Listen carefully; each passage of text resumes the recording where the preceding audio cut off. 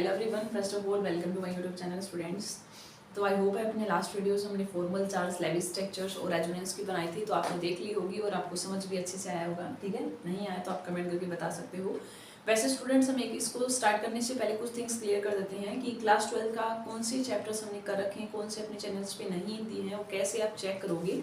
तो जब स्टूडेंट्स आप प्लेलिस्ट में जाओगे तो वहाँ पे आपको क्लास 12 के दो सेक्शंस मिलते हैं। एक तो मिलेगा क्लास 12 केमिस्ट्री के नाम से, एक मिलेगा क्लास 12 ऑर्गेनिक केमिस्ट्री। वहाँ पे सिर्फ ऑर्गेनिक के चैप्टर्स की जो हमने वीडियोस बनाई हैं वो हमने ऐड कर रखी हैं। ओके, नेक्स्ट जो एक कंप्लीट क्लास 12 केमिस्ट्री है, वहाँ पे आई थिंक 70+ वीडियोस का कंटेंट है।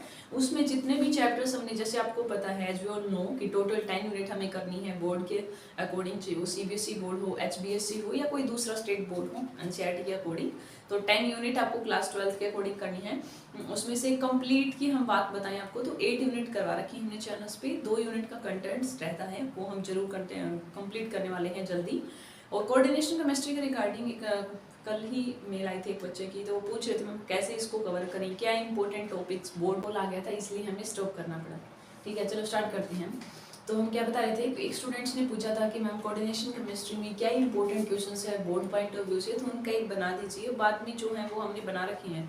वैसे स्टूडेंट्स, कोऑर्डिनेशन केमिस्ट्री हमने ऑलरेडी चैनल्स पे करवा रखी हैं जो भी इंपॉर्टेंट है। ये जब हमने लास्ट ईयर करवाए थे बोर्ड के एग्जाम्स थे, उससे पहले करवाए थे, तो फास्ट एंड रैपिड रिविजन था। उसमें ऐसे नहीं था कि बहुत ही डिटेल वाइज, बट उसमें हमने आयुपैक की 2 स्पेशल वीडियोस ली थी और वो एनसीईआरटी की जितने भी आपकी प्रॉब्लम्स है ना, उन सभी का हमने सॉल्यूशंस उसमें करवा रखा है। तो आप वहाँ से एक बार देख लेना। और एक वीडियोस मिलेगी, उसमें कोऑर्डिनेशन केमिस्ट्री के जो बेसिक पॉइंट्स होते हैं कि होती क्या कोऑर्डिनेशन कंपाउंड्स, उनके बारे में है, एक बार फिर से बता देंगे आपको।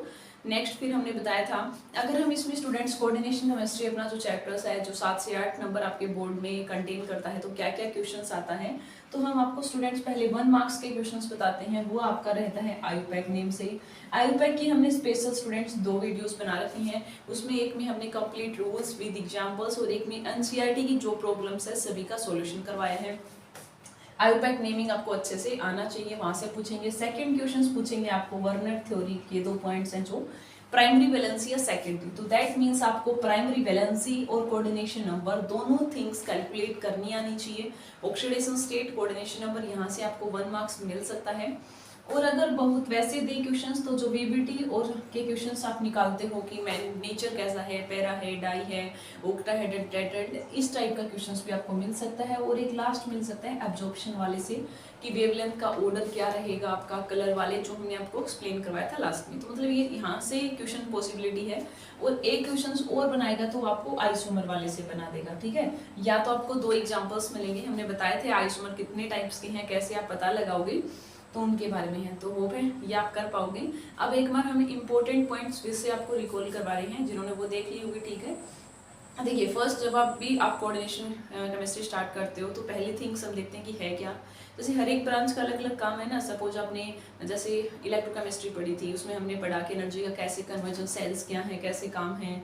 ऐसे ही काइनेटिक्स पढ़ा कि वो हमें रेट ऑफ रिएक्शन कैसे हो रही है, कोई रिएक्शन फास्ट हो जाती है, कोई स्लो हो जाती है, उनके बारे में बताती है। ठीक है, ऐसे ही आपके पास हर एक यूनिट्स का अलग अलग वर्क था। तो वैसे ही जो कोऑर्डिनेशन कंपाउंड है, जो कोऑर्डिनेशन केमिस्ट्री हम बात करें, ये कम्पिटिटिव पेपर में भी और हायर क्लास तक भी, एमएससी में भी, इनऑर्गेनिक केमिस्ट्री अगर आप स्पेशलाइज लेते हो तो वहाँ पे भी इसकी बुक्स मिलती है, बहुत सारा कंटेंट है। रिसर्च पेपर्स भी बहुत सारे पब्लिश हुए हैं कोऑर्डिनेशन कंपाउंड्स पे, तो काफ़ी इंपॉर्टेंट रोल लगता है ये कोऑर्डिनेशन में, उसमें इनऑर्गेनिक में। तो पहली थिंग्स आपको क्लियर होनी चाहिए स्टूडेंट्स। जैसे कोऑर्डिनेशन केमिस्ट्री, दैट मीन्स यहाँ पे हम स्टडी करने वाले हैं कोऑर्डिनेट कंपाउंड के बारे में और कोऑर्डिनेट बॉन्ड के बारे में। तो हमने लास्ट वीडियोस में भी आपको थोड़ा सा बताया था, आयनिक बॉन्ड, कोवलेंट। और एक थिंग्स, ये कोवलेंट का ही सब टाइप्स होता है कोऑर्डिनेट बॉन्ड, जो अलग से बना दिया गया है, जिसमें शेयर एक करेगा, 1 एटम शेयर करता है इलेक्ट्रॉन दोनों ही, और बॉन्ड दोनों यूज कर रहे होते हैं। ठीक है, और यहाँ पे आपसे जर्नल क्वेश्चन होते हैं, जर्नल टर्म जो बोर्ड में नहीं पूछते, बट आपको बेसिक, जैसे मान लो हमने कोई भी कॉम्प्लेक्स लिख दिया, सपोज ये लिख दिया हमने K2Fe2CN6, ऐसे लिख रखा है सपोज। एक थिंग्स, जब भी आप कोई भी कोऑर्डिनेशन कंपाउंड को राइट कर रहे हो तो हमेशा आप स्क्वायर ब्रैकेट का यूज करोगे, और इसी स्क्वायर ब्रैकेट को हम बोलते हैं कोऑर्डिनेशन स्फीयर। क्या बोलते हैं स्टूडेंट्स? कोऑर्डिनेशन स्फीयर बोलते हैं। और यहाँ पे किसका बॉन्ड होता है, इसको हम जनरल लिखे तो ये मेटल है, और ये अंदर वाला है जो लिगेंड और एन है वो कोऑर्डिनेशन नंबर होता है, और बाहर वाले को हम क्या बोलते हैं? काउंटराइन। ठीक है स्टूडेंट, जो कोऑर्डिनेशन स्फीयर होता है उसके बाहर वाले पोर्शंस को हम काउंटराइन बोलेंगे। अंदर आपके पास मेटल है और ये लिगेंड है, मेटल लिगेंड का बॉन्ड रहता है। और यहाँ पे जो 6 लगा रखा, किसी में 3 मिल सकता है, 2 मिल सकता है, का मतलब कितने लिगेंड बाइंड है डायरेक्टली किससे, मेटल से। उसके अकॉर्डिंग आपको निकालना आना चाहिए ऑक्सीडेशन नंबर और कोऑर्डिनेशन नंबर। कैसे निकालोगे स्टूडेंट, देखिए सपोज आपको इसमें निकालना है तो मेटल की निकलेगी ऑक्सीडेशन स्टेट, तो निकालोगे कैसे, उसके लिए आपको पता होना चाहिए कि मेटल के साथ जो लिगेंड अटैच होता है उस पर चार्ज कितना है। तो उसके जब भी आप एनसीईआरटी से पढ़ रहे हो, उसी कोई रेफरेंस बुक से पढ़ रहे हो, प्रदीप की बुक है, डॉक्टर एसबी जाओ की है, जो एनी अदर जो भी आपके पास राइटर की बुक है, तो वहाँ पे आपको एक टेबल मिलेगी कोऑर्डिनेशन कंपाउंड्स में। कुछ लिगेंड्स जो नेगेटिव लिगेंड होते हैं, -1 चार्ज जिनके ऊपर, कुछ 0 चार्ज वाले, कुछ +1 वाले, ठीक है, न्यूट्रल वाले। तो इस टाइप के लिगेंड वो टेबल्स आपको देख लेनी है अच्छे से, जैसे जितने भी हेलोजन होती हैं, फ्लोरीन, क्लोरीन, ब्रोमीन, आयोडीन, ठीक है, साइनाइड हो गया, सीएल, ये सारे -1 चार्ज कंटेन करते हैं। जैसे अमीन है नेक्स्ट, वो एक न्यूट्रल लिगेंड होता है आपके पास, नाइट्रोजन NO2+ वाले, तो वो सारे उस टेबल से एक बार ग्रो थ्रू करना पड़ेगा आपको। अब आगे देखिए, मान लो सपोज हमें आयरन की निकालनी है, तो व्हाट टू डू, इसको X मान लीजिए। अब देखिए ये पोटेशियम ऐसे लिखा हो पेपर में या आपके पास ऐसे लिखा हो, दोनों का एक ही मतलब होता है, क्योंकि स्टूडेंट इसको देखकर भी आप ये पता लगा सकते हैं कि ये हमारा जो कोऑर्डिनेशन स्फीयर वो किस टाइप का होगा। कोऑर्डिनेशन जो स्फीयर होता है स्टूडेंट्स, वो भी आपका 3 टाइप का होता है, एक होता है कैटाइनिक, एक एनाइनिक, एक न्यूट्रल। कैटाइनिक का मतलब कोऑर्डिनेशन स्फीयर पे प्लस चार्ज, एनाइनिक का मतलब नेगेटिव चार्ज, न्यूट्रल का मतलब 0 चार्ज।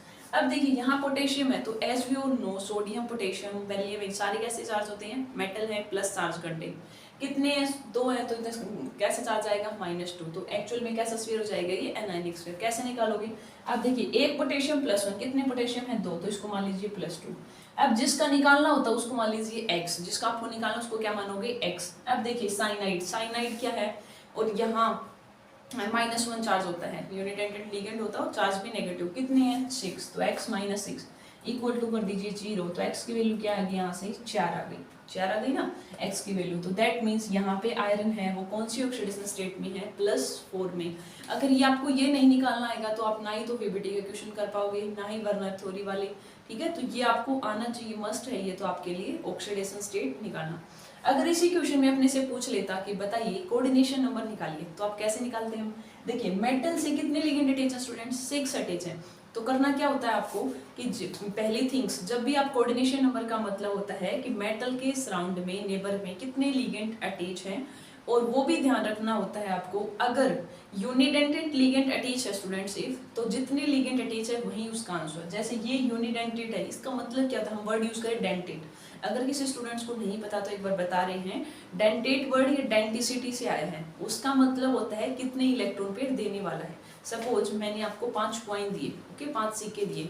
अब आपके पेरेंट्स से ले लिया आपने, सपोज आपके पेरेंट्स ने आपको 5 सिक्के दिए हैं, एक 2 स्टूडेंट थे, सपोज एक स्टूडेंट से एक बी है, ओके, दोनों अपने पेरेंट्स के पास गए, इसके पेरेंट्स ने भी 5 कॉइन दिए, इसके पेरेंट्स ने भी 5 कॉइन दिए, ये तो दिए 1 रुपए के, 1 रुपीज के 5 कॉइन दिए, तो इसके पास कितने पैसे हुए, 5। और इसके पेरेंट्स ने 2 रुपए के कॉइन दिए, 5, तो इसके पास कितने रुपए आए, 2 वाले आए, ओके। तो वैसे ही क्या होता है, लिगेंड यूनिडेंटेड है, डेंटिसिटी कितना इलेक्ट्रॉन पेयर देगा इसके हिसाब से। कई होते हैं जो जैसे 1 रुपए दे दिया तो 1 वाला कॉइन था, कई ऐसे लिगेंड्स होते हैं जो अगर 1 दे दिया आपने कॉइन तो दैट मींस वो 2 इलेक्ट्रॉन दे रहा है। 3 वाले भी होते हैं, 4 वाले भी होते हैं। आपके सिलेबस के अकॉर्डिंग आपको 1 वाले देखने हैं, 2 वाले में 2 याद रखना, इथाइलिन डाइमीन ऑक्सलेट, और एक हेक्साडेंटेट याद रखना, जो ईडीटी है जिसको हम बोलते हैं, उसकी फुल फॉर्म भी पूछ सकते हैं आपसे, -4 चार्ज होता है, इथाइलिन डाइमीन टेट्राएसिटेट, ओके। तो आप देखिए यहाँ पे यूनिडेंटेड, एक साइनाइड 1 इलेक्ट्रॉन दे रहा था, कितने साइनाइड है, 6, तो इसका मतलब इसका आंसर आ गया कि कोऑर्डिनेशन नंबर की वैल्यू कितनी है, 6 है। अगर इसी क्वेश्चन में, सेम क्वेश्चन में अगर आपका ये होता, इस ऐसे की ऐसे और कुछ चीज साइनाइड की जगह लगा होता E/S, ठीक है, या मान लो सपोज 6 होता, तो इन क्या होता है, अब आपको पता होना चाहिए कि इन एक इथाइलिन डाइमीन जो हमारा क्या मतलब है, 2 का मतलब, क्योंकि जब आप इसकी स्ट्रक्चर देखते हो तो ऐसे होती है स्टूडेंट्स, CH2NH2, ओके, ऐसे स्ट्रक्चर्स करते हो, तो दैट मीन्स एक नाइट्रोजन तो यहाँ से इलेक्ट्रॉन पेयर दे सकता है, एक यहाँ से, तो एक इन है वो 2 लिगेंड इलेक्ट्रॉन पेयर दे रहा, कितने हैं, 6, तो 6 × 2 कितने हो गए, 12, तो इसका कोऑर्डिनेशन नंबर कितना आ गया, 12। ऐसे ही अगर EDTA लगा देते हैं तो एक EDTA 6 देता है, तो 6 लगा देते हैं तो 36।